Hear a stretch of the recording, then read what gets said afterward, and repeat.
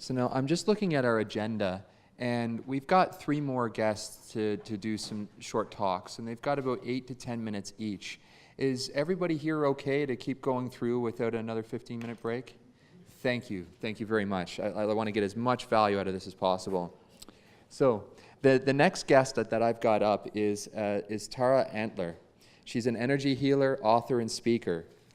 Tara Antler is an intuitive healer, Reiki master, international speaker, author of the Healing Manual, and transformational leader. She has been working with clients and students for well over 13 years, assisting with life changes, inner confusion, physical healing, pain relief, belief system patterning, emotional freedom, relationship healing, and clearing the pains from the past.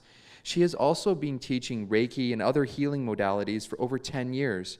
Mentoring others to powerfully, authentically, and consciously step into the world of healing and being of service to others. Her most recent training and mentoring programs include a course in advanced healing, awakened leadership coaching to mentoring, and new online program, a course in self-healing. Tara empowers her clients with mind, body, soul integrated education, tools of healing, spiritual and mindfulness teachings, and easy-to-use techniques that transform their entire life. Clients experience greater joy, freedom, inner awareness, vitality, self-love, clarity, and a deep connection to their inner source energy. Tara is passionate about living consciously with an open heart. She believes that we can all shine in our radiance, access more of who we really are, and live a life full of joy, health, vitality, and pure goodness. I'd like to welcome you two up to the podium. Thank you. As you were saying, authentic and all that stuff, I was like, I gotta take my shoes off. Be grounded, eh? Yeah, well, when you were talking about it, having your feet on the ground, I was like, it's appropriate. I totally support you because I feel taller, too. Then I'd be up here, I'm looking at Anna, it's like, okay. So for your first question, and this one I really have experience with, is what is Reiki or energy healing, and how does it work? It's a big question. Reiki is so simple. It opens up to what we really are. If you think about a tree just shines. If we're in nature, we feel good. We don't have to think about why we feel good. And why is that? Because it's plugged into the earth. It's tapping into, let's say, the sun or the radiance that's all around us. And then it emits it like this. And we walk by and we feel good. And the same thing happens when someone is attuned to Reiki or when they've practiced energy healing. You literally start plugging into something so much greater than self. Whatever you want to call it, it doesn't even matter. The divine, source, creator, God, spirit, it doesn't matter. It's all the same thing. It's where we come from. It's where we go back to. It's the thing that plugs us in to make us feel good in a day. What else can I say about it? It is the thing that fuels everything. The reason why our foods have nutrition and have goodness to them is because it receives energy from somewhere. And there is Kirlian photography now. When you take fruit, or you take somebody who practices Reiki, for example, and you take a photograph of them, they have an auric field, just like Daniel was talking about.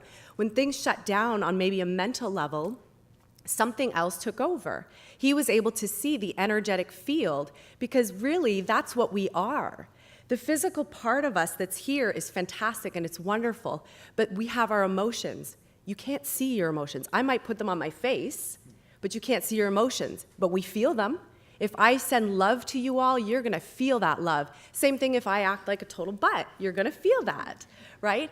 Same thing with our thoughts. There is power in words, what we say and how we say them and the energy behind them, but can you see thoughts? You can't, but you know they exist.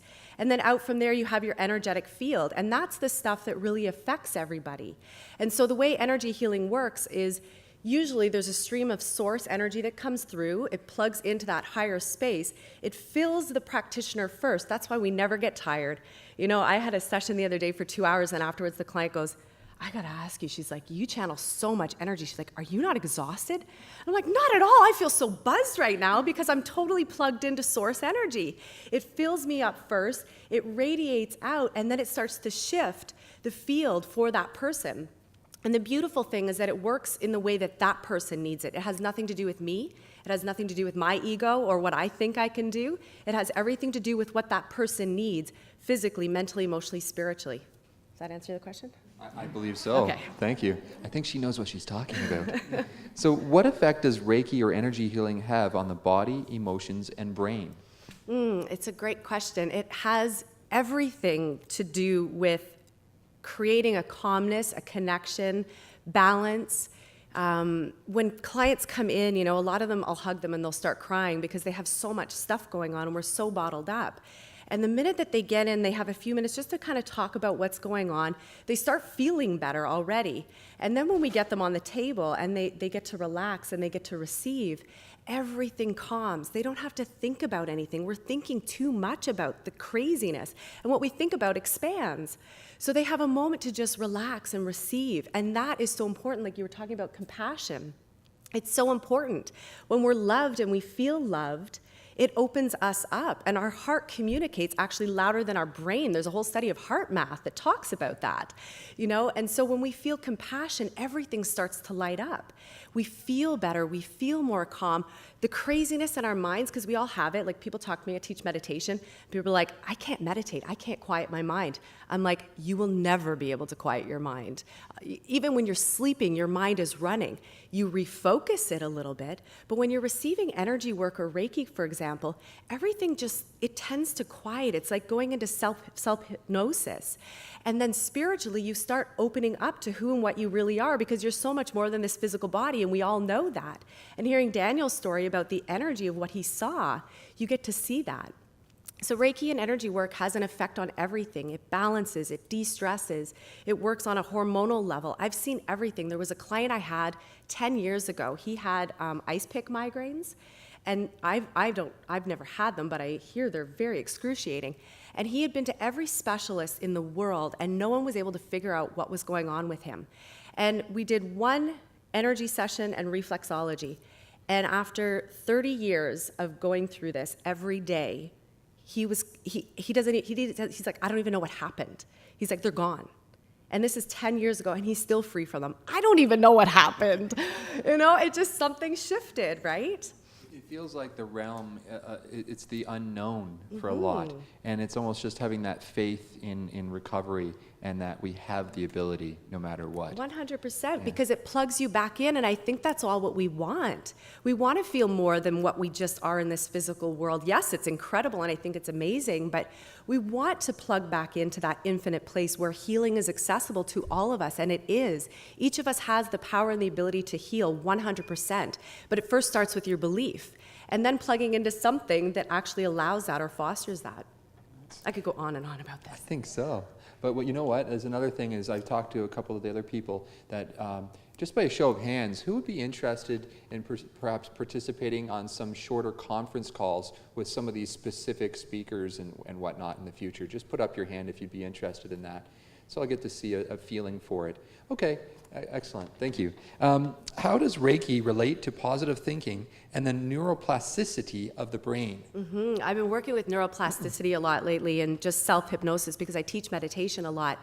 And what my clients have been reporting is that they feel as if the words that I'm saying when I'm walking them through a guided meditation, that the words, I think it's the energy, are going right into their brain. And this one client, she's fabulous, she says, I feel like you're right in there and you're moving my brain around and you're changing things. And then I come out of it and I'm like, whoa, have you seen what the world looks like today? Like everything changes. And she's having these incredible experiences. She's 65 years old and she's had recurring hip problems for 30 years. It's gone. It's just gone. And we weren't specifically doing Reiki, but something was happening, and I think it's that positive belief. And when you bring that in, and when you bring it in regularly, that patterning, the 30, 60, 90 days, creating new habits, you can start to speed that up. And I've been testing it out on myself, because I'm a scientist at heart. I actually have a science background from Western University. And so I have that mind that likes to play in that world. And I've been doing these self-hypnosis recordings, and at night I'm working on abundance and just feeling supported and feeling, incredible energy just coming, because I just released this new book, so it's scary, you put yourself out there. Anyways, that's a whole other story. Here's sidetrack.